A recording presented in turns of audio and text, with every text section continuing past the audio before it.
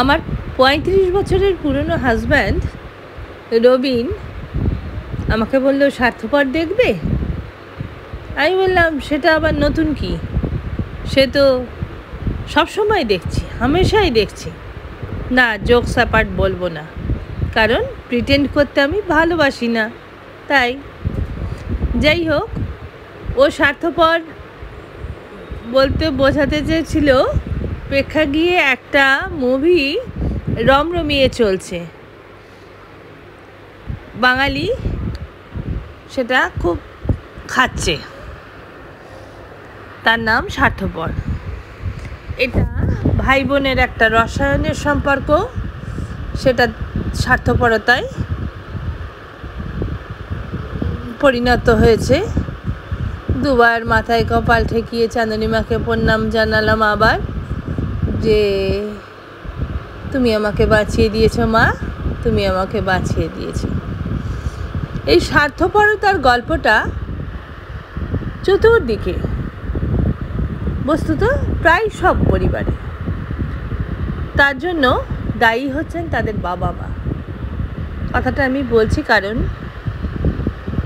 আমি দেখেছি যে ছোটবেলায় বাচ্চারা তুলনার শিকার হয়, সেখান থেকেও হয়ে যায় একটা হিংসা, একটা বিদ্বেষ।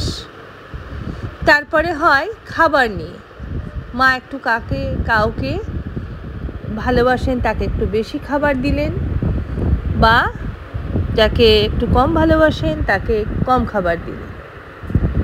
তারপরে হয় পড়াশুনো নিয়ে, পড়াশুনোতে মেধাবী হওয়া সত্ত্বেও মেয়েটিকে পড়ানো হয় খুব সাধারণ জায়গায়, ছেলেটিকে পড়ানো হয় তাদের ক্ষমতার অতিরিক্ত করে, সেখানেও জন্ম নেয় ক্ষোভ।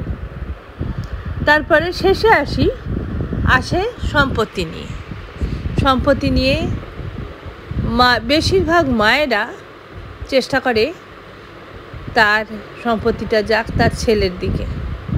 আবার বললাম আমি ব্লেসড, আমার ভাই বোন নেই, ভাগ করতে হয়নি, না মায়ের ভালোবাসা না বাবার সম্পত্তি। তাই জন্যে আমি আমার যেটুকু কিঞ্চিৎকর জিনিস আছে দুটো সন্তানের ভেতরে সমানভাবে ভাগ করে নিয়েছি। এখনো অবধি ওদের সম্পর্ক ভীষণ মিষ্টি মধুর। সেটা যেন স্বার্থপরতায় ভাগ না হয়ে যায়। দেখবেন আপনার সব মাদের বলছেন।